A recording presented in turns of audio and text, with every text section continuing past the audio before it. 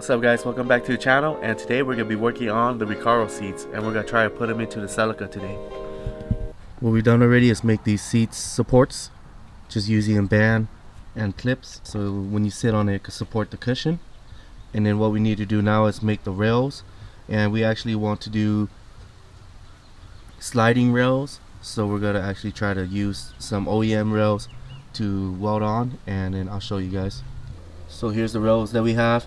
These were off the old Celica seats, and what we're gonna do is just chop these off here and here, and we're just gonna try to use the sliding rails to mount onto the Recaro seats so that we can have some rails that slide. So all you have to do is just cut the little pins here on top, and everything else will just fall right out.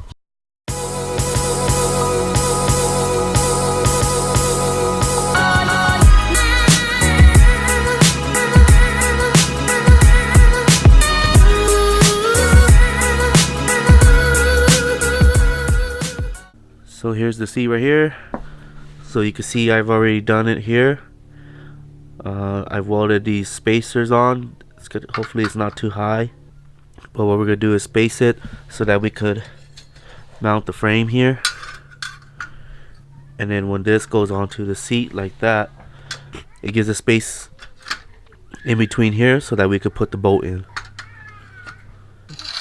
Alright, so here's the finished brackets for the seats. And you can see my welds here. Looks alright, not too bad. The rest are kind of crappy though, so I'm not gonna zoom in on those. But we're just gonna try it in the car now and then mock it up and then see where we need a weld on the frame. It is the next day. We just finished welding up the seat rails for the Recaros, and you can see here. This is how it is going to be. These are going to mount onto the seats, and this is going to be the sliders that mounts onto the car. We just finished welding it, so we're just going to paint it with some cheap black paint here just to give it some coloring and prevent it from rusting.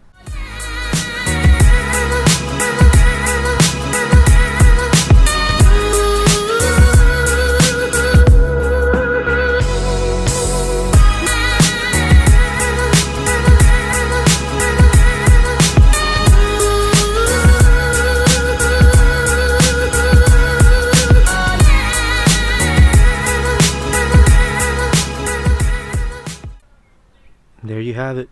They're all painted up now, and we're just gonna wait for it to dry, and then we're gonna put it on the seats, and then we'll see if the seat fits. Okay, so here it is on the seats. We just finished bolted them up, and we installed the wire here so that the sliding rail works when you pull this up. Let's go ahead and put the seats in the car and see how it looks like. So before we could bolt the seats in, we're actually going to use riv nuts, and so that we could mount it better, because before it was just a nut and bolt style that the previous owner did. And so I'll show you guys.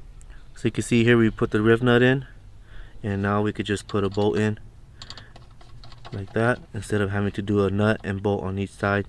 And we just gotta do it to this one as well, because it's not the OEM hole, and this is the previous hole, but it's already drilled before.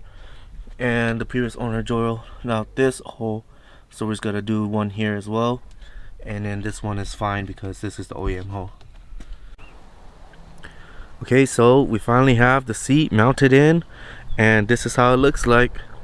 Man, it looks good. Let me put this up a little bit more so you can see it better.